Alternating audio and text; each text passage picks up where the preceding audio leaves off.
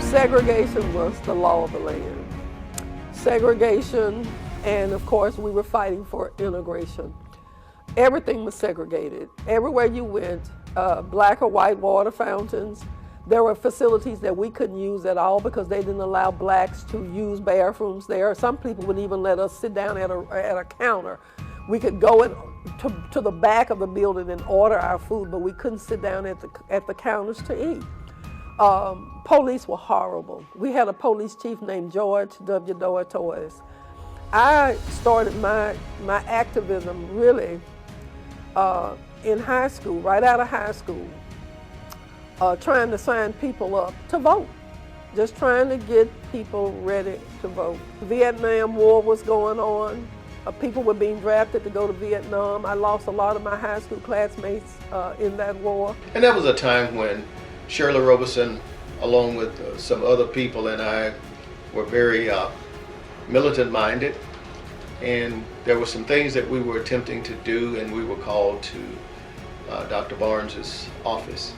So we had taken over the administration building. They had told Mr. Barnes that we had taken over the building. He came down there. He called us all out. We went out to talk to him. And he was very emphatic in saying to us what we would not do at the university if we wanted to remain. And of course, we wanted to remain because we wanted to be successful, and we also did not want to have to say to our parents that because we made some bad decisions that we were put out of the university. It was mentioned, I believe, around 1964. There was a possibility that a Southern University site would be located in Shreveport. Of course, I've always wanted to attend Southern University, but my parents did not have the same idea as I had. And one of the main reasons is because I was the firstborn child and the first child to leave home, and they did not think that I should be going 200 miles away from home. So they had decided that I would go to another prestigious college about 70 miles east of I-20 East. And of course, when I learned about that, and when it actually happened, I was not trying to be the first student. I was just trying to make sure that I got enrollment into Southern University. And of course, I achieved that goal.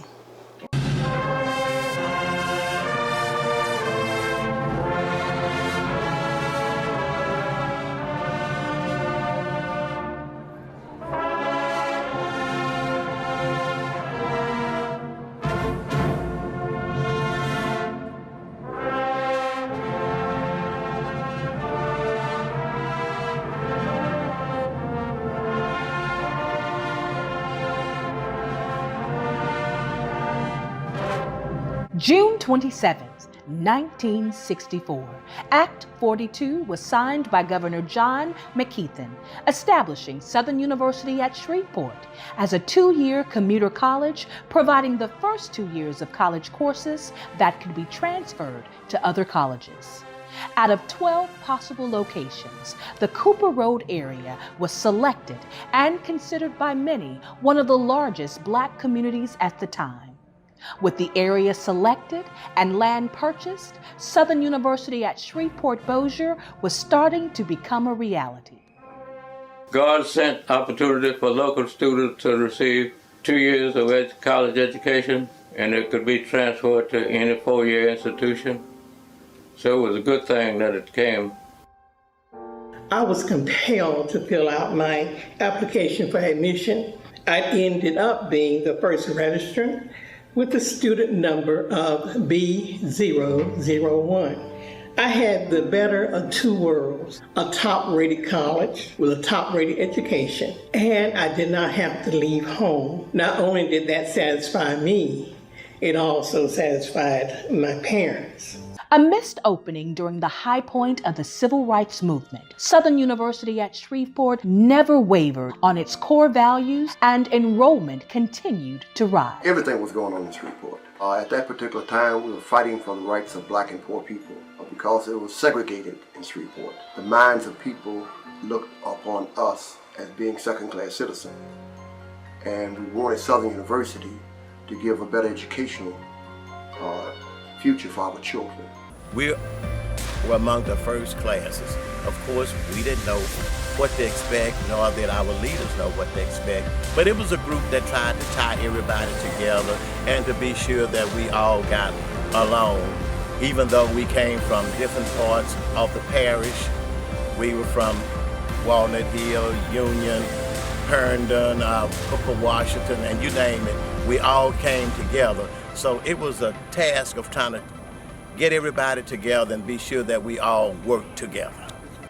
We were in the first class, Southern Open. I graduated in May of 1967 from high school and started Southern University. But the things that I remember about SUSLA here was just the kids, the students that I met. I mean, very smart kids from all over. I enrolled at SUSLA in the summer of 1973, and right away I auditioned for the university choir. Mr. Bobby Wiggins was the musical director and chair of the music department at that time, and that was one of the most gratifying experiences that I had. I started at Southern University Shreveport in 1967 as one of the first group to attend the university. We started out with all of the activities that are generally associated with colleges and universities, but it was Southern University Shreveport was new. It was new for us and for many of us coming from high school into Southern University. It was a new experience. When we came in, of course, everything was brand new. As a matter of fact, it was still work in progress, okay?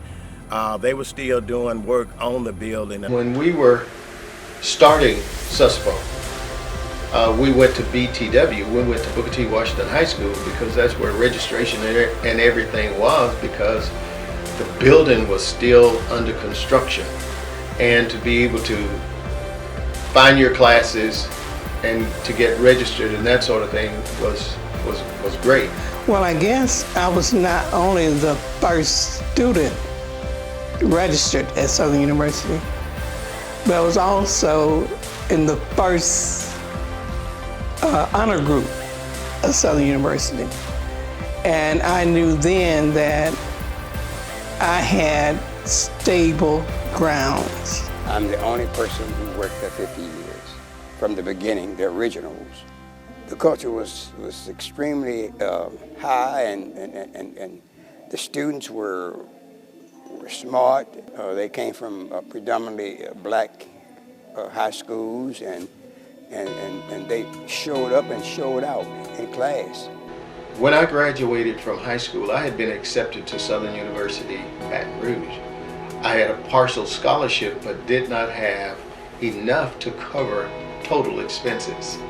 And I was told by my junior high principal that Southern University Shreveport was opening and that I would enroll there and I would ride from DeSoto Parish. I went to high school in DeSoto High School in Mansfield, Louisiana. Grew up in Grand Cane, which is 7 miles from Mansfield. And every day I rode to SUSLA with one of my friends. And the idea of going to Southern University Shreveport was an opportunity to still be able to go to college, but not having to go that far away to Baton Rouge. And the expense of Baton Rouge versus Shreveport was very different. So it was an opportunity to be able to go to college and to be able to be successful. My parents could not afford to send me to school. Somehow, Dr. Holt, at that time, Mr. Holt, heard about that, and he came and found me to talk to me. He said, Shirley, you may be able to go to college. I said, how, Dr. Holt? I said, my family don't have the money. He said, they're going to open a campus of Southern University on, at that time we called this area the Cooper Road, on the Cooper Road. And he said, and I said, well, how do you know that? He said, because I've already signed a contract to teach if they do. He said, when the applications are ready, he said, I'm going to bring you an application. True to his words, I'm a senior in high school now, true to his words, he brought that application to me. And I ran home with that application like somebody had hit the lottery. I sit on the porch. My father worked at a steel mill, Mid-Continent Steel. And I sit on the porch waiting for Daddy to come home. When Dad arrived at home, I had this application in my hand. And I said, Daddy, I want you to look at this, look at this. And he took it out of my hand and we proceeded to walk into the house. He said, what is this? I said, Daddy, this is an application to Southern University. They're going to open a campus on the Cooper Road. And he looked at me, he said, baby, he said, I don't have any money to send you to school. I'm the oldest of 8 children. He said, I don't have any money to send you to school. I said, Dad, I'm not asking you to send me, Dad. If you give me permission, I'll work my way out. And we were arguing about that. And I saw my daddy do something he had never done before. He fell on his knees in the living room and just started to cry with my application in his hand, just cried. My mother was in the back room, and when she heard my father crying, she came out of the back room. She said, what's wrong, Leslie? What's wrong? Leslie's my father's name. And I took the application out of his hands and gave it to her. I said, Mom, I said, I got a chance to go to college.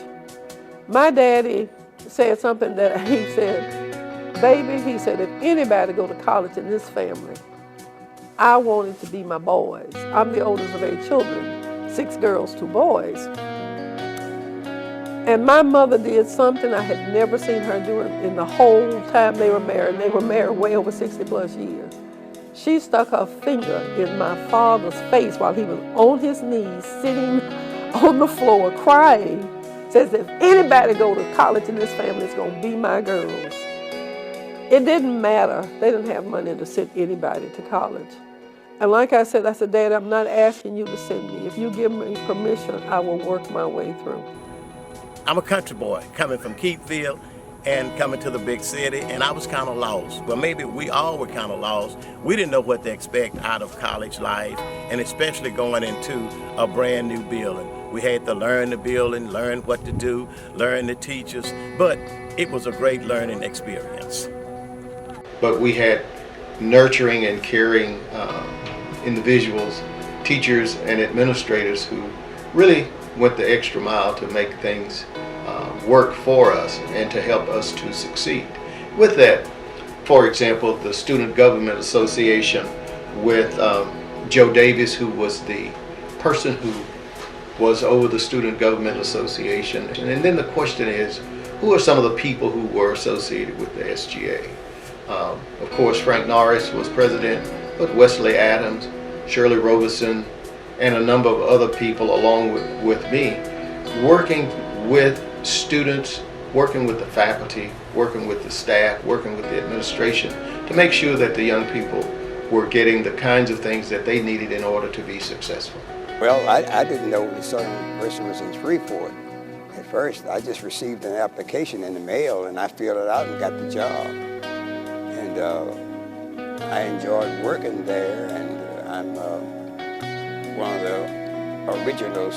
God has been good to me.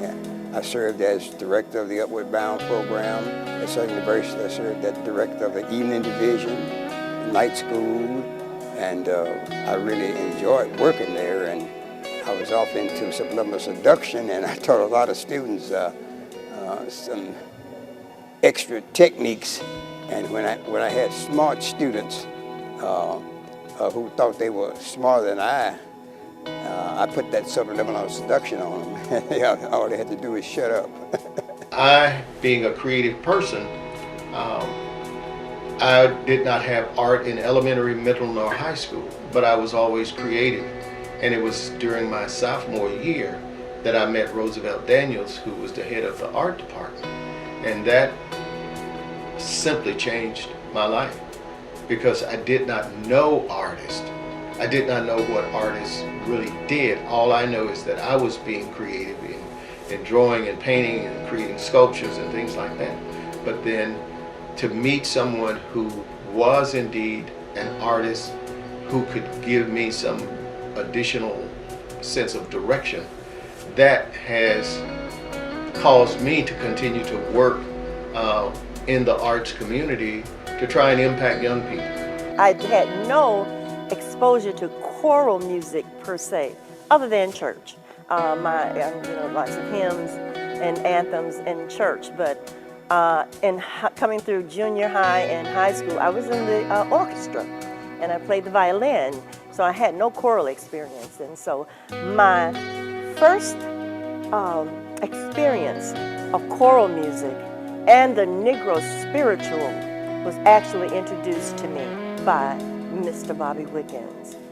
I most remember Walter Austin being so friendly and so down to earth, and yet he was the head man in charge and so humble. As a matter of fact, that whole staff was so family-like, it made you feel so comfortable. I had people there at Southern who actually served as my motivators, my encouragers.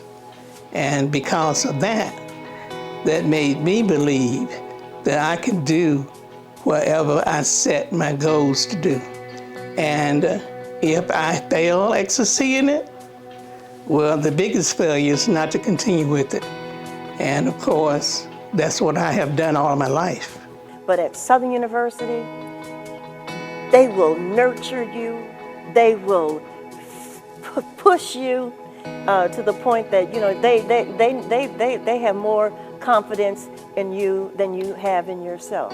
That's one of the things that I truly experienced while I was a student at Southern back in the summer of '73 through my 2 years there, which was so gratifying and so uplifting. And I helped them to appreciate blackness and work hard and understand that it's good to be black. It's good to be alive and to work hard and enjoy your work and show yourself worthy. Keep the Lord in mind. He'll take care of you. And then there were people like the late Dr. Sorrel Chelsea Collins, the late Johnny Martin, the late Dr. Mary Louise Wilson, who encouraged us and motivated us. They encouraged us that it's not what you cannot do, it's what you can do and will get done. And don't ever give up on yourselves. And because of that, that was such a focus to me, because I had people outside of my family who actually treated me and us, and I'm talking about other students too, as if we are actually parts of their families. And it was just an amazing experience. And in final analysis, the question is going to be, did you leave it better than you found it? And hopefully, as a result of what I've tried to do and coming from Southern University, Shreveport, the impact that it had on my life, hopefully I'm having an impact on the lives of young people today. But my fondest memories here is the opportunity to go to college. If this school had not opened, I wouldn't be sitting here today. I wouldn't have the degrees and the recognition I have in this city today, because this school opened from an 8th grader's prayer asking God to let me go to Southern University like my Uncle Jim Henry Bass, knowing that my parents could not even afford to send me here. I worked here and know I couldn't go to Baton Rouge. So God does hear children's prayers.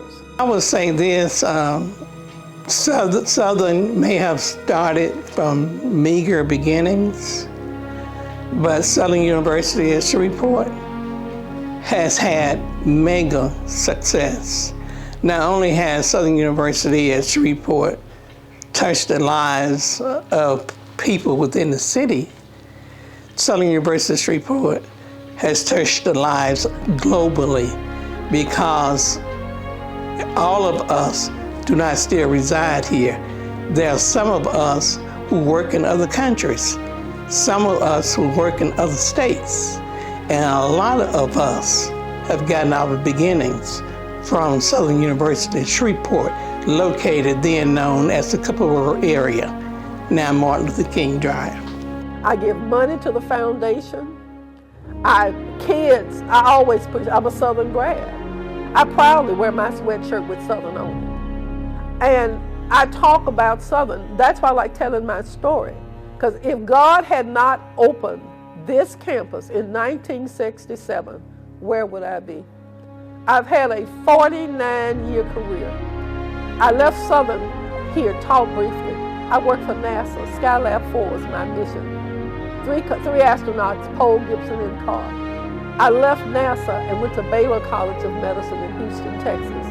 I left there, went to Lehigh University in Allentown, Pennsylvania. I came back here and I just retired with 42 years at the LSU Medical Center in Shreveport. I started a pipeline program for kids who look like me, but I opened it up to everybody. Over 500 kids have become physicians. I graduated and I was on the admissions committee. Many times the only black face at the table with sometimes 20 and 30 white males. Every now and then a few white females, but I could hold my own. I can hold my own because I had a history and a background that they couldn't deny. And I'm just very appreciative that Southern University was there for me. And it's important that those of us who have been impacted in a positive kind of way by Southern University of Shreveport, that we support the university. And what does support look like? It can look like a number of different things. One, it can look like monetary support, but it can also look like encouraging young people to go to Southern University. And not just go, but go there with a purpose in mind. The question then becomes, why are you going? If you convince them to go, why are you going? And what is it that you hope to achieve? So we can encourage and support the university, because if we don't do it, who will? And there's a saying that by the artist Rodin, who did The Thinker. Rodin said, long after I'm gone and long after those who mourn for me are gone, I will live on through the work that I've done. And if you think about that in a simplistic approach, Dr. Leonard Barnes is gone, but his work continues. SUSLA Collins, gone, but the work continues. Roosevelt Daniels, gone, but the work continues. It continues because of the impact that they have had on our lives. And we have to have the same kind of impact on the lives of those who come behind us. But I enjoyed working at Southern University. I worked under every president in the Southern University system, except the last one. And if there's anything that I can do to help Southern University, I'm always willing and happy to do it. I am Brenda Wimberly, a former Miss SUSBO from 1974-75, and I am here with the celebration of 55 years of being a part of the community that we call the Cooper Road, more formally the Martin Luther King community. And we are about nurturing, perpetuating, inspiring, and making sure that students have the necessary tools and the necessary nurturing to become whatever they aspire to be. Happy 55th anniversary to Southern University. So proud to be a Southernite. happy 55-year anniversary. Southern University, the best school in the entire world. Thank you very much for giving me a chance to share my subliminal seduction with the students at Southern University. I am Karen Austin White, student number B001, the first registered student entering Southern University Shreveport, September 1967. I am so proud that Southern University at Shreveport has lasted 5 decades and 5 years. Please continue to do what you do best, educating our students for international success. Congratulations to SUSLA, 55 years of existence. It started out in 1967 as SUSBO, and now Southern University Shreveport has impacted the lives of so many young people across the country and across our area. Congratulations. Congratulations, SUSLA, on 55 years. It always has been a pleasure serving Southern University, representing Southern University in the State Senate for 31 years. I congratulate Southern University for 55 years of service. Hello, my name is Dennis Shields and I serve as the President and Chancellor of Southern University System. It is my pleasure to offer my heartfelt congratulations to Southern University Shreveport, celebrating 55 years of community engagement and contributions.